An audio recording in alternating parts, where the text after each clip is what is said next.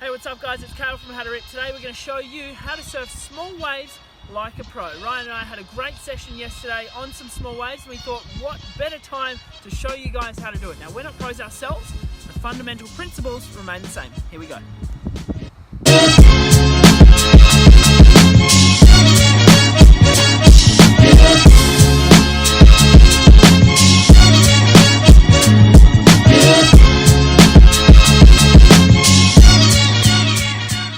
Alright guys, so the first thing that we have to remember about surfing small waves is that we can't surf well, we're not going to have fun if we're on the wrong board. Now this is a really common mistake that people make all the time, and it's easy to make because you don't know. And if you're new to this sport and you're buying your first board, well, it's not really going to allow you to tick all the boxes. But as you progress, we need to introduce multiple boards for different conditions. So we're going to touch on that now and how different boards will react in different surf. But we're going to focus on small, shitty waves, just like we had yesterday. So let's start down here. This board, guys, is a high performance board for high performance waves. You'll notice it's kind of like your standard shortboard. It's long, it's narrow, it's quite banana-y, so we've got a lot of rocker, and the rails are thinner. Not very forgiving and not conducive to having fun in small waves. Great for good waves, but not for small. So we come down to the next in line, which is a little bit wider, it's a little bit shorter, the rails are a little bit rounder, we've got less rocker.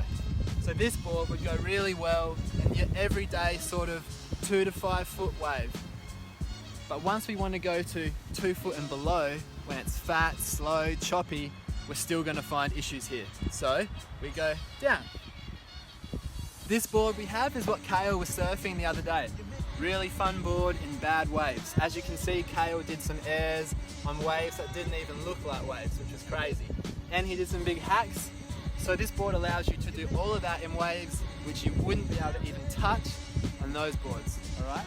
What makes this board good is that it's shorter, it's wider, that volume that you ride is going to be condensed into a shorter board with less rocker. It's going to give us speed and allow us to perform all those moves on sections where there are no sections, as you'll see in some examples. This particular board is epoxy as well, which gives us extra flow, and it's something to consider for your small wave board. It's really popular at the moment. A lot of the pro guys are heading that way. Here we have a high performance fish. So once again, it's another step down to allow you to surf waves that are even poorer again. So it's shorter, it's even flatter, if that was possible. Same volume, but it's just squished in, hence why it's wider down here.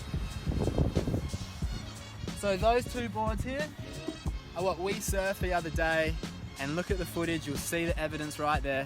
That's what you have to ride in small waves.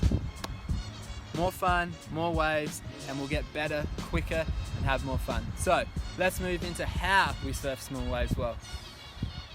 Now surfing small waves is difficult because they don't offer you the power that you need to have as much speed as you want. So the key is to actually generate your own speed, and that actually starts from the paddle. It doesn't just start when you are standing up, it actually starts in your positioning for the wave. So you want to make sure that you're in the best spot in order to be able to generate the most speed off your takeoff. Because remember, as we spoke about in the original How to Rip, when you take off, you originally go down the wave to harness and generate the speed. So getting yourself into a good position when you're paddling is really important. You want to be right in the pocket, but not so much that the lip actually breaks on you and you lose speed that way. So you want a nice steep roll into the wave, as shown by these examples. The next thing I want to talk about is generating speed once you've actually stood up on the wave, and this is obviously very important.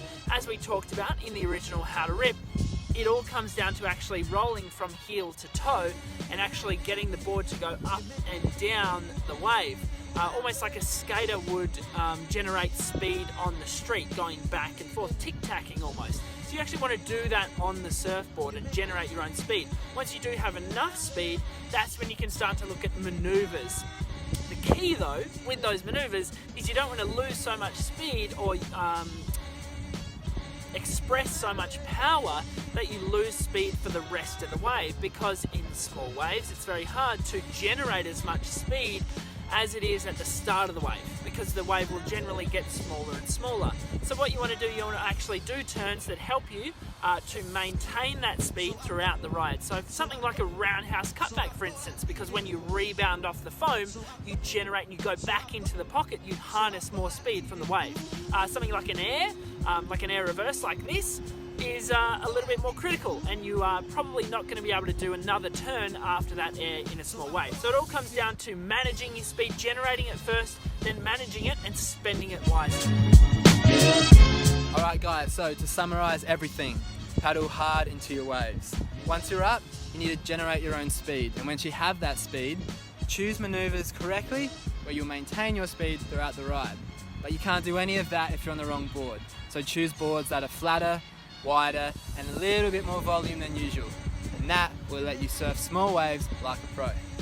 Thanks for watching, guys. As always, make sure you like, subscribe and share this video. And if you want to hear more or learn about more things, make sure you comment below. Stay tuned for plenty more videos coming up this year from the guys at How to Rip. We'll see you soon.